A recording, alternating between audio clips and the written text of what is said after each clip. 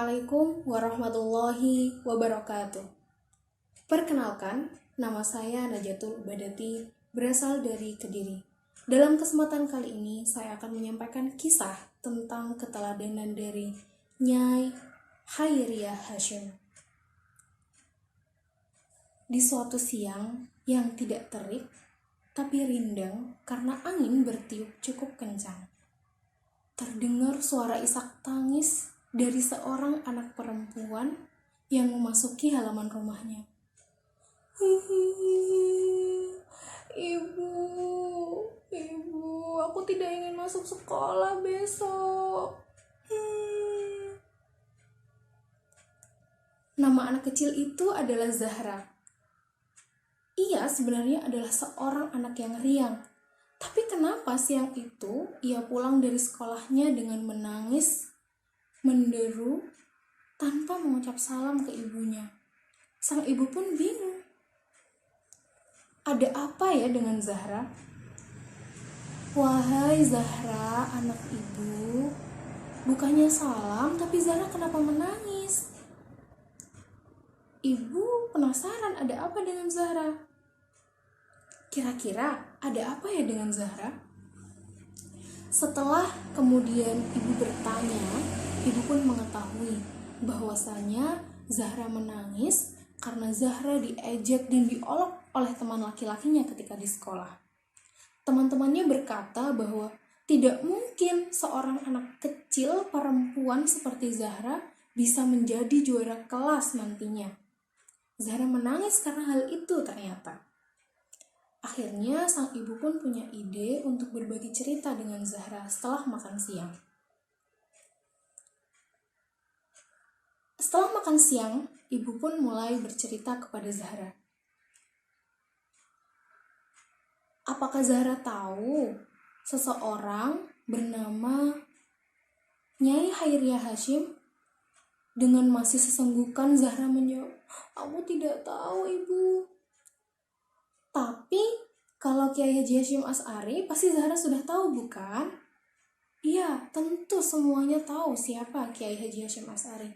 Tapi siapakah Nyai Khairiah Hasyim?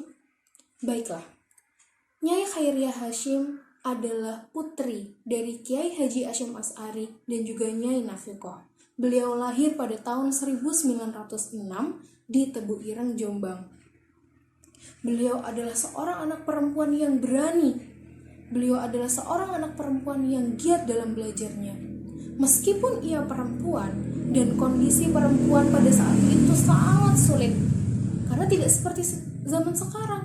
Perempuan bisa belajar dengan mudah di sekolah, mendapatkan hak belajarnya, mendapatkan sarana belajar, dibebaskan untuk pergi ke pondok pesantren, ke sekolah ataupun ke sekolah diniyah.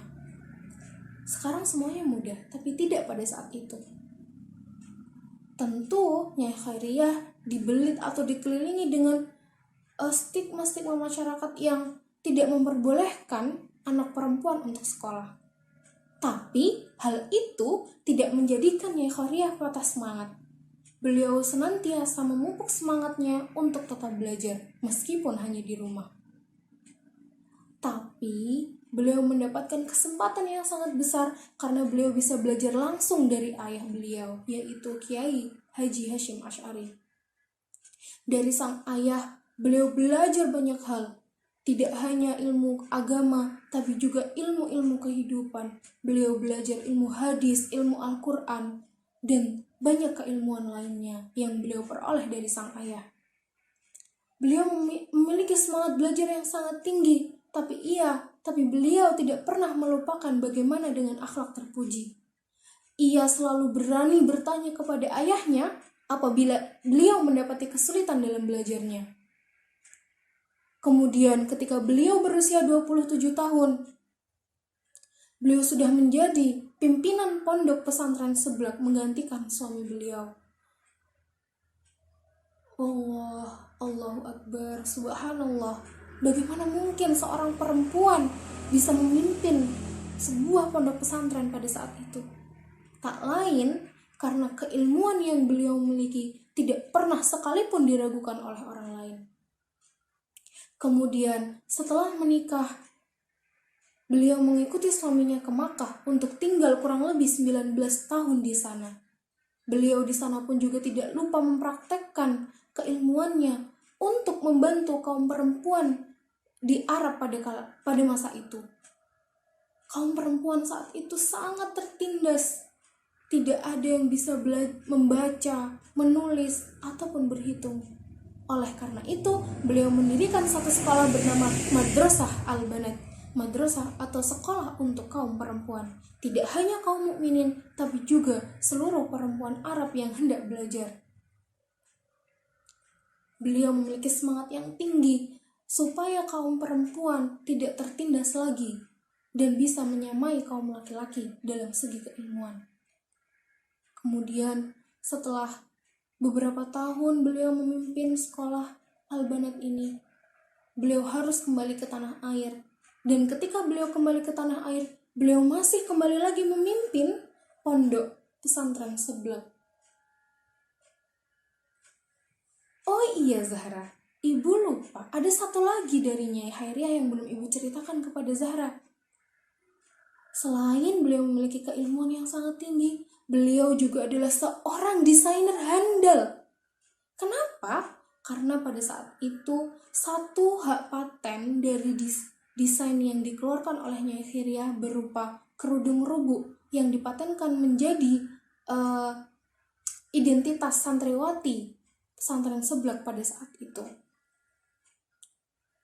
Demikianlah kisah dari Nyai Hairiah Hasyim yang sangat menginspirasi kita.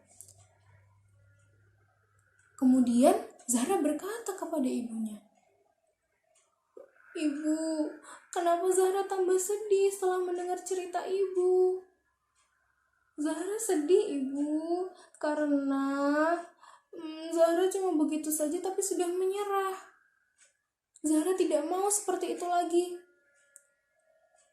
Sang ibu pun senang karena ternyata Zahra bisa mengambil inti dari cerita yang ibu sampaikan.